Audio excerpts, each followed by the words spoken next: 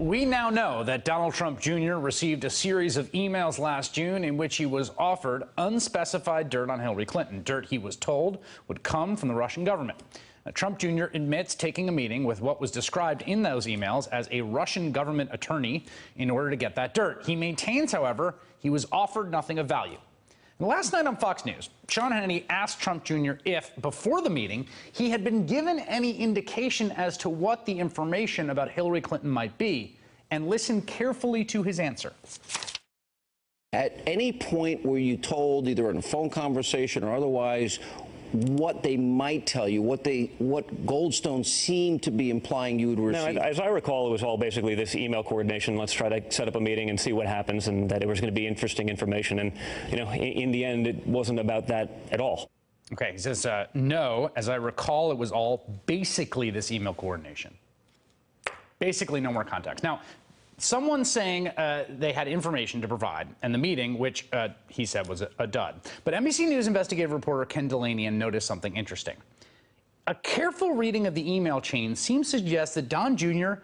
in fact did have a conversation on the phone before the meeting with the person in Moscow offering the information, despite claiming he had no such contacts just last night on camera. The emails are between Don Jr. and his acquaintance, Rob Goldstone, and this is during the back and forth setting up the logistics of the meeting. Now, Goldstone references his source. That's the pop singer, real estate developer, Emin Agalarov, right? At 12:40 p.m. on June 6th, Goldstone wrote, "Hi, Don, let me know when you are free to talk with Emin by phone about this Hillary info you had mentioned earlier this week, so wanted to try to schedule time and day." That afternoon, 3:03, Don Jr. responds, "Rob, could we speak now? D." Goldstone responds, half hour later, "Let me track him down in Moscow. What number he could call?" 1 minute later, Don Jr., "Myself, thanks, D." 5 minutes after that, Goldstone, "Okay, he's on stage," that's Emin Agalarov, right, the guy who's at the center of all this. "He's on stage in Moscow, but should be off within 20 minutes, so I'm sure can call." And then, nearly an hour passes, and Don Jr. writes, "Rob, thanks for the help." Okay. So what happened during that hour? It appears that there was a phone call. Did the phone call between Don Jr. and Emin take place? That "thanks for the help" an hour after setting up a call suggests that it might have. And then this exchange the next day, Goldstone writes, "Don, hope all is well. Emin asked that I schedule a meeting with you and the Russian government attorney who's flying over from Moscow for this Thursday. I believe you are aware of the meeting. And so wondered if 3 p.m. or later on Thursday worked for you. I assume it would be at your office. I believe you are aware of the meeting."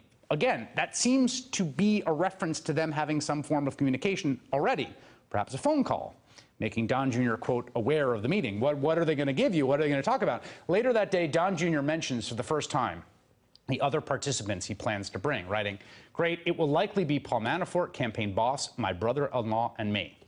I'm joined now by Ken Dilanian. He's intelligence national security reporter from the NBC News Investigative Unit. Barbara McQuade, former U.S. attorney for the Eastern District of Michigan, professor of law at the University of Michigan.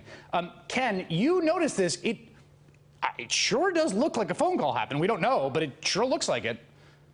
It sure does, Chris. It's a logical inference. And why it's important is because Rob Goldstone is not the man with the connections to the Kremlin. Emin Agalarov and his father are the guys that are close to Putin and have high-level connections at the Kremlin.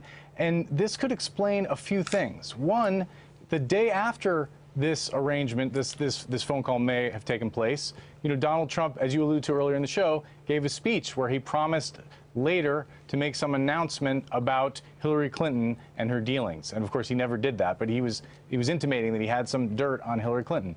The other issue is there's a huge disconnect between the email that very explicitly promises, you know, incriminating information on Hillary Clinton, and the explanation of how this meeting actually, you know, played out with the lawyer who was talking about the Magnitsky Act and adoption, and, you know, Donald Trump Jr. saying, I didn't really get anything. There's no real explanation for that disconnect, and maybe this phone call explains it. Barbara, you were a prosecutor, federal prosecutor. What would you want to see if you had subpoena power right now, and if you could just pull records? What would you want to see in the wake of this?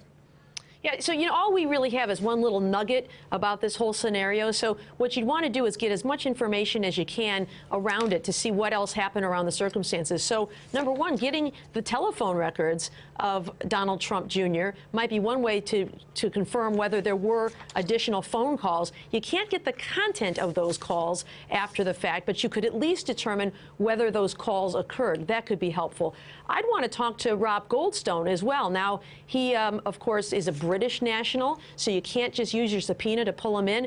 But we do have treaties with the British government, so an interview could be arranged through that mechanism. So I'd want to find out as much as I can about all the things that led up to this. I'd also want to find out about what happened afterwards. Were there any subsequent meetings? Were there subsequent emails? So I would also be using a search warrant to try to get the content of the emails between Donald Trump, Jared Kushner, Paul Manafort, Goldstone, all of these players. Yeah, Ken, to Barbara's point about what happened after, that to me is the part of the story that we're getting now that seems a little unresolved, right? So let's say if everything that Donald Jr. is saying is true, that they go to this meeting, it's weird and disappointing and doesn't involve what he thought.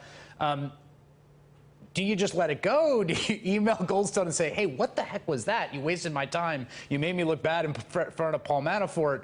There's a lot that you would imagine would happen after that other than just a shrug. Absolutely. And there are so many unanswered questions. One is, when Don Jr. gets the email about the Russian government effort to help your father, he doesn't respond, what effort? That's right. So he's acting like he understands there is such an effort. And then there is, again, this disconnect between this very explicit promise of help and what they're saying was kind of a nothing burger. Barbara, did you, that line in the email, did that read the same way to you? A lot of people have been talking about this. He says, the Russian effort to help your father, part of that effort, it's not introduced as a new thing. Like, here's some crazy bombshell news, bruh. The Russian government is going to try to help to get your dad elected. It's just mentioned. Yeah, I think that's one way to read it. When you think about what Mueller's mission is really here is a quest for the truth. And although I think people want to see accountability for anyone who's committed crimes here, the really bigger quest for truth that we want is what was the Russian government up to in this counterintelligence investigation? What were they doing? What was their game? And that quest for truth is what Robert Mueller will want to know. So he's going to want to know about all of this. Were there activities that predated this in this effort to undermine the Clinton campaign? And Ken, I can't help but note the irony of we went through an entire campaign in which we read a lot of people's emails. We got into everyone's inboxes. We read a ton of emails that the secretary sent that were turned over to the State Department pursuant to the law. We read criminally exfiltrated emails from the DNC and from John Podesta. This is the first time that we've read an email from the Trump campaign on the inside. Voluntarily disclosed. It does make you wonder what else is in those inboxes. It absolutely does. And I'll tell you, in the absence of hard facts, what we've gotten is a lot of speculation from current and former intelligence officials. But what's interesting to me is they all see this the same way. They say that this is right out of the Russian playbook. They believe this is a dangle. This was Russian intelligence trying to see how the Trump team would respond to this offer of assistance. Yeah. And as it turned out, if you believe the accounts of the meeting, it wasn't much of an offer in practice. But what they showed is that they were eager for more. All right, Ken Delaney and Barbara McQuaid, thank you for making time. Hey there, I'm Chris Hayes from MSNBC. Thanks for watching MSNBC on YouTube. If you want to keep up to date with the videos we're putting out, you can click subscribe just below me or click over on this list to see lots of other great videos.